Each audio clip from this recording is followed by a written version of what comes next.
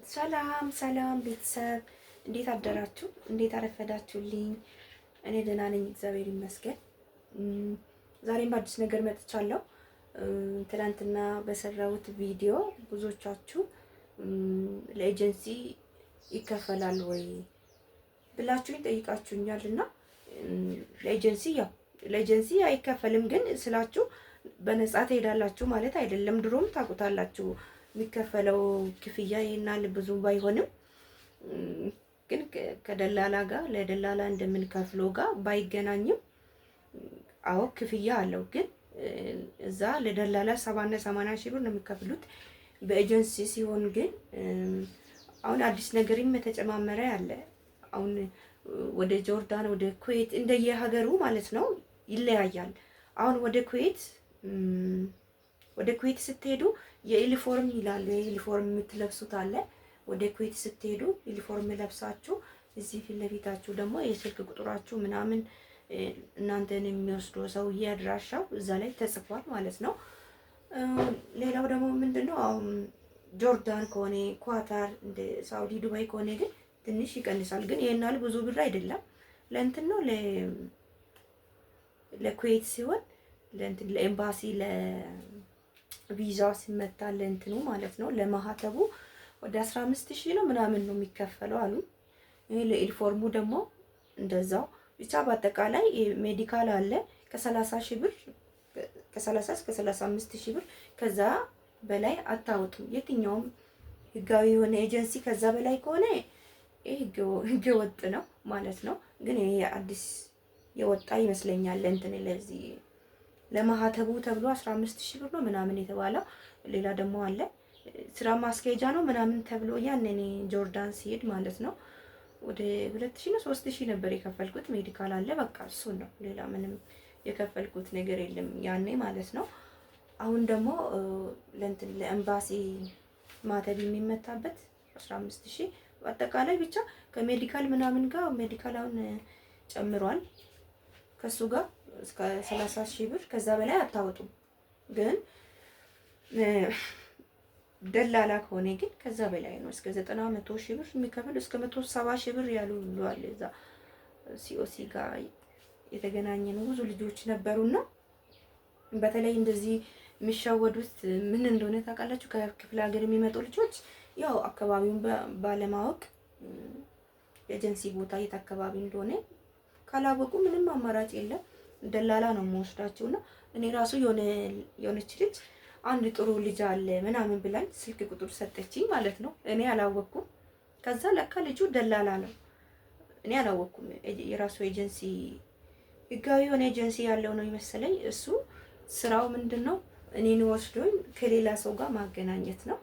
ከዛ ስጠይቀው ያው የኔ ሂሳቡ እናወራለን ከዛ ወደ እንትን ወስድሻለሁ አለኝ። ከዛ እንዴ ለምን አንተ እንትን አይደለ እንዴ ማለት የኤጀንሲው ባለቤት አይደለህም ስለው አይ እኔ ስራዬ ወደ እነሱ መውሰድ ነው እንጂ እኔ የኤጀንሲው ባለቤትም አይደለሁም ምናምን አለኝ ማለት ነው። ከዛ 85 ነው ወደ 85000 ብር ነው የጠየቀኝ ማለት ነው።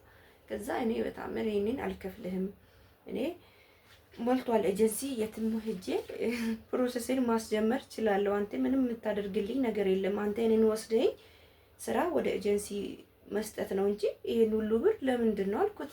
እንዴ እኔ እዚህ ቦታ ባላገናኝሽ የትም እኮ ማውቃትሽም ፕሮሰስሽንም ማስኬዳትሽም ምናምን አለኝ ማለት ነው። እኔ አልፈልግም ብዬ እዛም አልሄድኩም። በራሴ መንገድ ጥሩ ኤጀንሲ ፈልጌ ጀመርኩኝ ማለት ነው። እኔ ጥሩ ሰው ነው ስትለኝ ያው ምልክ ሰው ነው መሰለኝ። የኤጀንሲ ባለቤት ህጋዊ የሆነ ሰው ነው መሰለኝና እሱ ደላላ ነው ወስዶ ለሌላ ሰው ስራው እኔን ማስረከብ ነው እንጂ ለዚህ ነው በቃ 70 እና 80 ሺህ ብር እሱ እንኳን 85 ሺህ ብር ነው ያለኝና ሞልቷል። እህቶቼ በየቦታው ኤጀንሲ ሞልቷል። እና እንደዚህ ታፔላ ምናምን ያው ታፔላ ያለበት ሁሉ ቢሮ ያለ ሁሉ ህጋዊ ነው ማለት አይቻልም። ግን አለ አይደለ በሰው በነሱ ኤጀንሲ መጥቶ ሄዶ የመጣ ሰው እንደዚህ በጓደኞቻችሁ ምናምን ሰው ጠይቁ። ይሄ ሁሉ ብር ከምትከፍሉ ማለት ነው። በነፃ ነው ወይስ ኤጀንሲ ያላችሁ? በነፃ አሁን በዚህ ሰዓት ምንም በነፃ ነገር የለም እና እሱ የለም። ድሮም በነፃ የለም። ድሮም ቢሆን የስራ ማስኬጃ ነው። ብዙ አይባልም አይደለ? 3000 ብር እኔም ተቀብሎኛል። የስራ ማስኬጃ ነው ምናምን ብሎኝ ማለት ነው። የሜዲካል ከራሳችሁ ነው። ግን ዞሮ ዞሮ ብዙ ብር አይደለም። ከደላላ ጋር ስታነጻጽሩ ብዙ ብር አይደለም እና ደግሞ በነፃም አይደለም የምትሄዱትና ይሄንን አውቃችሁ ራሳችሁን አዘጋጁ። ኤጀንሲ ደግሞ በየቦታ ሞልቷል እና ከደላላ ጋር እንትን ብላችሁ በገንዘባችሁ ለምን ብሎ ስራው እኮ ወስዶ በቃ ለኤጀንሲ ማስረከብ ነው እንጂ ለእናንተ ምንም የሚያደርግላችሁ ነገር የለም። እና እኔ አሁን ባላውቀው ኖሮ የሁሉ ብር ልሰጠው ነበር ማለት ወስዶ ለኤጀንሲ ይሰጠኛል። በቃ ወስዶ ስለሰጠኝ ብቻ የሁሉ ብር ያው ለነሱም ስራቸው ነው። ለምን እንደዚህ ያደረጉ አልልም። ግን እኛ ደግሞ ማወቅ አለብን። ሰው መጠየቅ ምናምን ታፔላ በየቦታ አለው። ኢንፎርሜሽን በየሞሉ አለው። ሞሉ ውስጥ አሁን ስትገቡ በቃ አለ ተለጥፎ ምናምን ነገር እና ሰውን መጠየቅ እየዞሩ ምናምን ታፔላ ላይ እንደዚህ ሞል ላይ እየሄዳችሁ ቼክ ማድረግ ነው። ያው ከክፍለ ሀገር ስትመጡ አገሩ ምናምን የሚወስዳችሁ ምናምን ሰው አካባቢ ላታውቁ ትችላላችሁ። ግን በቃ ሌላ ምንም አድርጎላችሁ አይደለም ይሄ ሁሉ የሚቀበለውና ልጁ በጣም ነው የተናደደብኝ። እኔ ወስደኝ ለኤጀንሲ ስለሰጠኝ ይሄ ሁሉ ብር አልሰጥም። አንደኛ እኔ አልፈልግም። እኔ የኤጀንሲ ባለቤት መስለኝ ነው አልኩትና ለጠየቃችሁን ጥያቄ ነፃ አይደለም፣ ክፍያ አለው ለማለት ነው።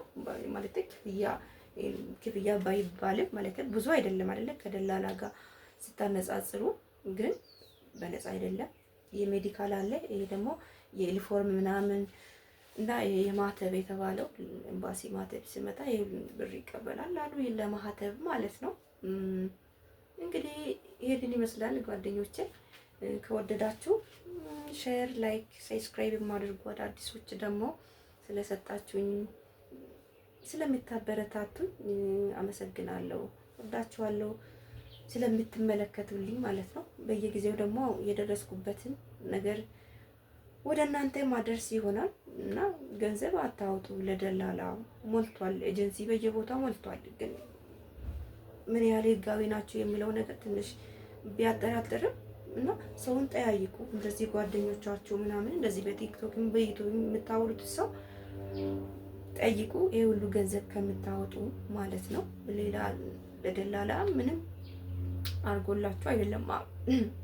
አንዳንዱ አሉ አሁን አንዳንድ ደላላዎች አሉ ሜዲካል ቦታ ይወስዳቸዋል። እናንተ ከገጠር መታችሁ ከሆነ አንዳንድ ቦታ ይወስዳቸዋል። በእርግጥ ማለት ነው ከክፍለ ሀገር መታችሁ ከሆነ አንዳንድ ቦታ ወደ ኤጀንሲ ወይም ወደ ሜዲካል ምናምን ወደዛ ሊወስዳችሁ ይችላል። ግን ይሄ ሁሉ ብር አግባብ አይደለም። እናንተም ደግሞ ስራችሁ ቢሆንም በአግባቡ ብታደርጉ አሪፍ ነው ብዬ አስባለሁ። እናንተ ደግሞ እኛ ደግሞ ሰውን ጠይቆ ኢንፎርሜሽን ከሰው መሰብሰብ ነው አለብን እንጂ ዝም ብሎ ገንዘብ ለሰው መስጠት አግባብ አይደለም እላለሁ። እህቶቼ ወዳችኋለሁ። ነገም ደግሞ በየጊዜው አልጠፋም፣ በአዳዲስ ነገር እመጣለሁ። አበረታቱኝ። ዩቲዩብ ቀዝቅዟል፣ ሰብስክራይቡም ከቦታው አልተንቀሳቀሰም። ምክንያቱም ያው በየቀኑ ቪዲዮ እየለቀቅኩ አይደለም። እዚህ ኢትዮጵያ ከገባሁ በኋላ በጣም እየሰነፍኩ ነው። ገጠር መርኩኝ፣ ያው ኢንተርኔት እዛም የለምና ትላንትና ስለ እንትንም ጠይቃችሁኛል፣ ስለ ሲኦሲ ማለት ነው። እሱም ደግሞ ነገ በአዲስ ነገር አመጣላችኋለሁ ማለት ነው።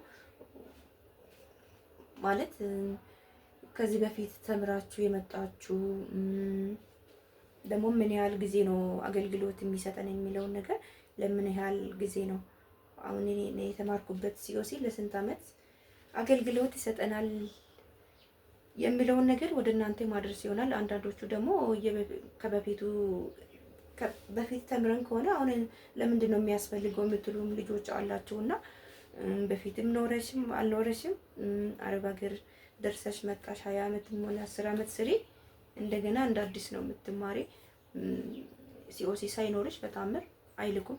አሁን ወደ ኤጀንሲ ራሱ ስትሄዱ ፓስፖርት ይዛችሁ ብትሄዱ የታለ ነው አሻራና እንትን ነው የምትጠይቁት ሲኦሲ ማለት ነው። ካለ ወደዚህ ይሄንን ካልሰጣችሁ ማን አትስተናገዱም። ህጋዊ የሆነ ኤጀንሲዎች ያው እኔ እንትን ያልኳቸው እነዛ ሰዎች ማለት ነው ሲኦሲ ያመጣለሁ። እስከዛ ግን ቪዲዮዬ ምናምን ተቀርጾ ምናምን እንድመረጥ ማለት ነው። በጊዜ ግን ፕሮሰሴ ሲኦሲን አመጣለሁ ብዬ ነው። ኦንላይን አልተለቀቀም ገና ከ2 ሳምንት በኋላ ነው የሚመጣልኝ ሲኦሲ ተፈትኜ አልፌ ምናምን ነገር እንደዛ ብያቸው ነው እንጂ እሺ አይሉም። ለምኛቸው ነው እንጂ ሲኦሲ እና እንትን አሻራውን ካልያዛችሁ አያስተናግዷችሁም። እና